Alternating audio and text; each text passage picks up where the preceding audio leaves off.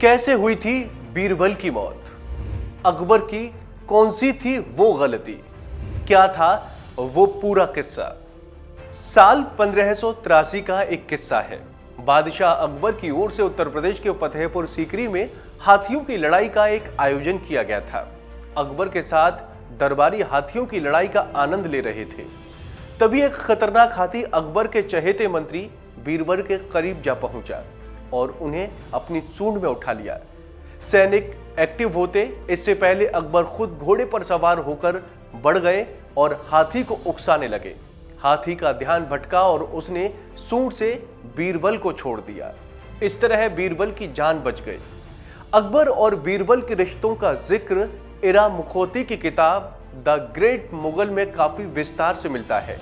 बीरबल अकबर के दरबार के नवरत्नों में से एक थे, बादशाह के चहेते थे। फिर ऐसा क्यों कहा जाता है कि बीरबल की मौत का कारण बादशाह अकबर ही थे और उनकी एक गलती के चलते बीरबल की जान चली गई? इतिहास में दर्ज इस घटना के पीछे असल कहानी क्या है? दरअसल शाजी जमा की किताब अकबर में इस घटना का जिक्र किया गया है। तब अफगानिस्तान के कुछ इलाकों में मुगलों का शासन था, लेकिन स्वात और बाजौर में कुछ कबीलाई सेना ने लोगों को परेशान कर रखा था। लोगों को लूटा जा रहा था। अकबर के कानों तक जब बात पहुंची तो उन्होंने अपने सिपह सलार जैन खान कोका को सेना के साथ भेजा। हालांकि अफगान की यूसुफजई कबीले की सेना ने कोका पार नहीं पार सके। कोका ने अकबर को मदद भेजने के लिए चिट्ठी लिखी। अब अकबर के सामने दो विकल्प थे, अबुल फैजल और बीरबल। अबुल फैजल ने आगे बढ़कर कहा कि वो जाना चाहते हैं, लेकिन अकबर ने बीरबल को चुना। कहा जाता है कि अकबर से यही भूल हो गई थी। आपको ये तो पता ही है कि बीरबल दिमाग के बहुत तेज थे, लेकिन युद्ध कला में उतने माहिर नहीं थे। अकबर ने फैजल को रोका, बीरबल को 8000 सैनिकों के साथ रवाना कर दिया। अकबर का यह फैसला उनकी वो सबसे बड़ी भूल थी जो उन्हें ताउम्र सालता रहा, कारण कि उसके बाद वो हुआ जिसकी उम्मीद अकबर ने सपने में भी नहीं की थी। दरअसल बीरबल और जैन खान कोका में पहले से ही नहीं पटती थी। बाजौर में भी दोनों नेताओं के बीच असहमति थी और इस बीच बीरबल के खिलाफ एक जाल बुना गया।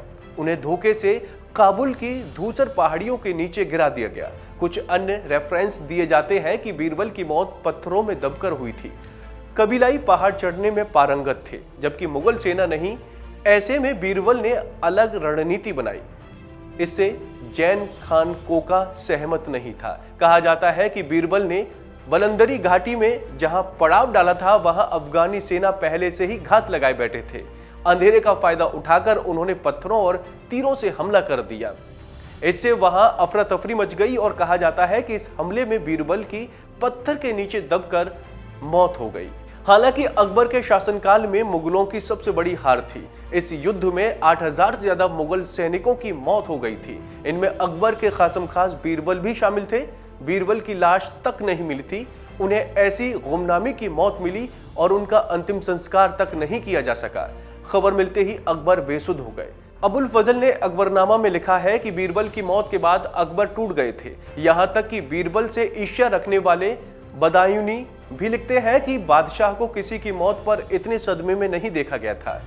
अकबर थोड़े संभलते बीरबल की लाश खोजने के लिए काबुल जाना चाहते थे।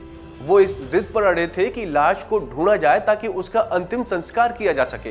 बाद में दरबारियों ने उन्हें दिलासा दिया कि बीरबल की लाश सूरज की किरणों से पवित्र हो गई होगी। तब कहीं जाकर अकबर ने काबुल जाने का इरादा छोड़ दिया। चूंकि लाश किसी ने देखी नहीं थी, तो कई बार ऐसी अफवाहें उड़ती रहीं कि बीरबल जिंदा हैं और अमुक जगह देखे गए हैं। कुछ ने कहा कि वो सन्यासी हो गए हैं और अमुक जगह रहने लगे हैं। ऐसी अफवाहें सुन अकबर बेचैन हो जाते थे और अपनी सेना को पता लगाने के लिए भेज देते थे। ये सिलसिला साल भर तक चलता रहा। हालांकि सच तो यही था कि अकबर के चहेते दोस्त बीरबल की मौत हो चुकी थी। तो दोस्तों, उम्मीद है आपको हमारी ये जानकारी पसंद आई होगी। ऐसी ही तमाम अपडेट्स के लिए आप देखते रहिए वन इंडिया।